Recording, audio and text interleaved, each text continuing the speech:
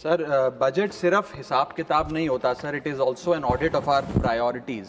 ये बताता है कि देश में किसे रिलीफ मिलेगा, किसे वेट करने के लिए कहा जाएगा और किसे एडजस्ट करने के लिए कहा जाएगा। Sir, I rise to speak not on abstract numbers today but on everyday anxieties of Indians. The title of my speech is I do not oppose, I rise to propose. First I propose joint filing of income tax return. Sir, Bharat का income tax structure individual based income tax वसूलता है, जिसके चलते regardless of your marital status पति पत्नी अलग अलग income कमाते हैं, इनकम टैक्स भरते हैं और इनकम टैक्स रिटर्न फाइल करते हैं। उनकी इनकम को क्लब नहीं किया जाता, एग्रीगेट नहीं किया जाता। इस वजह से डुअल इनकम कपल्स, जिसमें पति पत्नी दोनों पैसा कमाते हैं, इनकम कमाते हैं, उनको सेपरेटली टैक्स किया जाता है, जबकि उनके लॉन्ग टर्म इन्वेस्टमेंट्स शेयर्ड हैं, हाउस होल्ड के खर्चे शेयर्ड हैं, फाइनेंशियल रिस्पॉन्सिबिलिटी शेयर्ड है, चाइल्ड केयर कॉस्ट शेयर्ड है, तमाम लिविंग एक्सपेंसेस शेयर्ड हैं।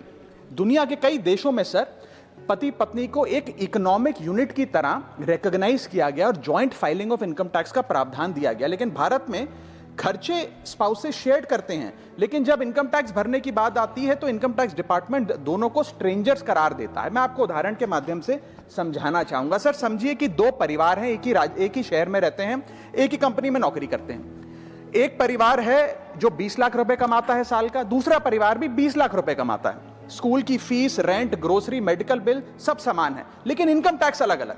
जैसे कि एक पति पत्नी है, राहुल और ऋचा, दोनों काम करते हैं। राहुल साल का 10 लाख कमाता है, ऋचा भी साल का 10 लाख कमाती है। इनकी कुल इनकम 20 लाख रुपए। क्योंकि 12 लाख रुपए तक की रिबेट पर एसएससी इनकम टैक्स देता है, तो ना राहुल को इनकम टैक्स भरना पड़ता है क्योंकि उसकी आमदनी भी 12 लाख से कम 10 लाख है, और ना ही ऋचा को इनकम टैक्स भरना पड़ता है क्योंकि उसकी आमदनी भी 12 लाख से कम है, यानी कि हाउस होल्ड का टैक्स जीरो। दूसरा परिवार है नमन और नेहा। नमन साल का 20 लाख रुपए कमाता है और नेहा ने अपनी नौकरी छोड़ दी। वो घर पर बच्चे का ध्यान रखती है, माता पिता की जो बूढ़े हो गए उनका ख्याल रखती है। सर, नमन और नेहा की भी फैमिली इनकम 20 लाख है, लेकिन क्योंकि इंडिविजुअल टैक्सेशन है, नमन को 20 लाख के हिसाब से, स्लैब के हिसाब से इनकम टैक्स भरना पड़ता है 1,92,400 रुपए, और वहीं नेहा क्योंकि उसकी इनकम नहीं, उसे टैक्स नहीं भरना पड़ता। यानी कि दो परिवार, सेम इनकम, लेकिन एक परिवार को कोई इनकम टैक्स नहीं भरना और दूसरे परिवार को 1,92,000 का टैक्स भरना पड़ता है। एक ही छत, एक ही किचन, एक ही हाउस होल्ड, एक ही बजट, लेकिन अलग अलग टैक्स। सर, मुझे लगता है कि अगर जॉइंट फाइलिंग ऑफ आईटीआर होगा तो इन मैरिटल कपल्स को इनकम टैक्स की जो रिलीफ है वो ज्यादा मिल पाएगा। मैं दूसरा एग्जांपल देता हूं। एक मैरिड कपल है सर, जो दोनों पति पत्नी आईटी प्रोफेशनल्स हैं, नौकरी करते हैं, एक ही घर में रहते हैं, शेयर्ड एक्सपेंसेस हैं। पति 18 लाख रुपए साल का कमाता है, पत्नी 6 लाख रुपए साल का कमाती है, यानी कि कुल इनकम दोनों की 18 जमा 6 24 lakh.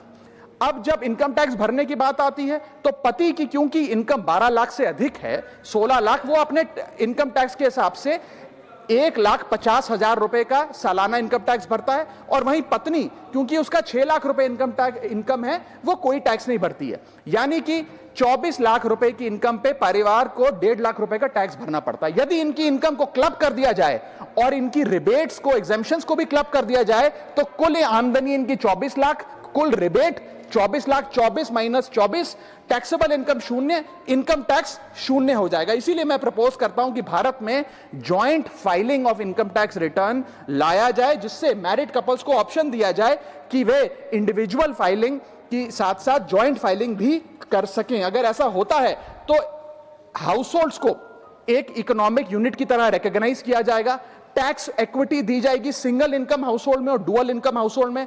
Third, single income earner को अनयूज्ड एग्जेम्पशन अपने स्पाउस की यूज करने का मौका मिलेगा।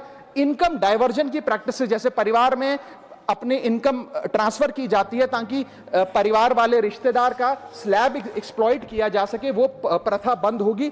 और sir, on a lighter note, ज्यादा लोग शादियां करेंगे ताकि वे इस इनकम टैक्स सेविंग का फायदा उठा सकें। सर, इंटरनेशनल कंपैरिजन मैं करना चाहूंगा। यूनाइटेड स्टेट्स, जर्मनी, फ्रांस जैसे देशों में जॉइंट आईटीआर का सिस्टम लागू है। सर, हमारा इनकम टैक्स स्ट्रक्चर कंपनियां रिकॉग्नाइज करता है, पार्टनरशिप रिकॉग्नाइज करता है, कॉर्पोरेशन रिकॉग्नाइज करता है, यहां तक कि हिंदू अनडिवाइडेड फैमिली को एज एन एसएससी रिकॉग्नाइज करता है। लेकिन हमारे समाज का मोस्ट फंडामेंटल इकोनॉमिक यूनिट, एक न्यूक्लियर फैमिली, पति पत्नी को as one single economic unit recognise नहीं करता, जो करना चाहिए। Sir, my second submission is I propose remove tax on disability pension on armed forces. Sir, एक सैनिक जब बॉर्डर पर गोली खाता है तो या तो वो शहीद हो जाता है, या यदि वो बच जाता है तो उसके शरीर का कोई अंग वो खो देता है, डिसेबल हो जाता है। इसके चलते सरकार उसे डिसेबिलिटी पेंशन देती है। ये कोई एहसान नहीं है, ये इनाम नहीं है, ये मुआवजा है, क्योंकि उसने देश की रक्षा करते हुए अपना एक अंग खो दिया, अपनी एक चीज, अपनी जीवन, अब वो एक रिड्यूस्ड क्वालिटी ऑफ लाइफ जिएगा। लेकिन विडंबना है कि आज हम इस डिसेबिलिटी पेंशन पर भी इनकम टैक्स लगाने जा रहे हैं। इस यूनियन बजट 2026 में फाइनेंस मिनिस्टर ने tax exemption on disability pension को विड्रॉ किया है, और 1922 से डिसेबल पेंशन आर्म्ड फोर्सेस को जो दी जा रही थी उस पर कोई इनकम टैक्स नहीं था।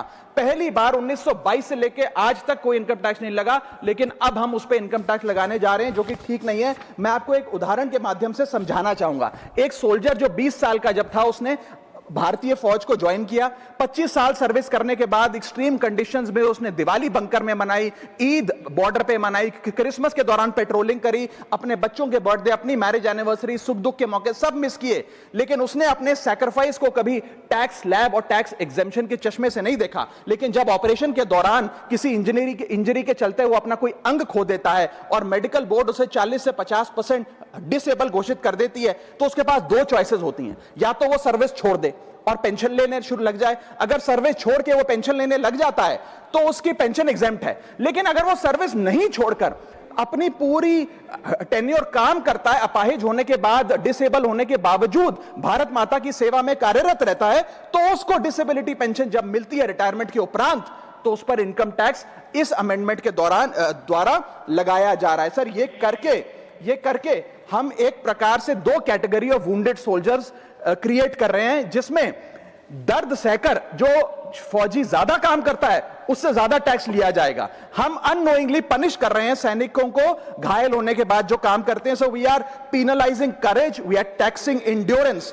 मैं कहना चाहता हूं sir, when the wound is same, service is same, sacrifice is same, tax treatment अलग अलग नहीं होना चाहिए। डिसेबिलिटी पेंशन कोई विंडफॉल गेन नहीं है, कोई बोनस नहीं है, कोई प्रिविलेज नहीं है। अगर भारत माता की सेवा में उस सैनिक ने अपना कोई अंग खो दिया, उसको टैक्स मान के और उसकी डिसेबिलिटी पेंशन को अतिरिक्त इनकम मान के उस पर टैक्स नहीं लगना चाहिए। You can tax income, you can tax profit, but you cannot tax a soldiers sacrifice.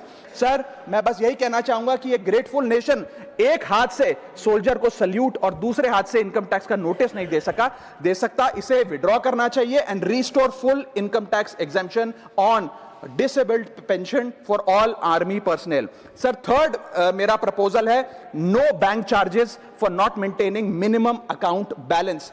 अभी सरकार ने कुछ ही दिन पहले लोकसभा में जवाब देते हुए बताया कि पिछले 3 वित्तीय वर्षों में, फाइनेंशियल ईयर 22-23, 23-24, 24-25 में कुल मिलाकर बैंकों ने 19,000 करोड़ रुपए, आपने ठीक सुना सर, 19,000 करोड़ रुपए minimum account balance penalty bank account holder से वसूली है। ये सबसे स्मॉलेस्ट अकाउंट है, सबसे पुअरेस्ट बैंक अकाउंट होल्डर्स हैं, और इनका क्राइम क्या था कि इनके अकाउंट में मिनिमम अकाउंट बैलेंस नहीं था। जहां पब्लिक सेक्टर बैंक्स ने इन 3 सालों में 8,000 करोड़ और प्राइवेट सेक्टर बैंक ने 11,000 करोड़ रुपए वसूल। मैं आपको एक उदाहरण देना चाहता हूं सर। फर्ज करिए एक मजदूर जो 500 रुपए की दिहाड़ी कमाता है रोज, वो कई हफ्ते महीने सेव कर 6,000 रुपए इकट्ठा करता है, बैंक में खाता खोलता है बड़ी हिम्मत करके और 6,000 रुपए जमा करता है।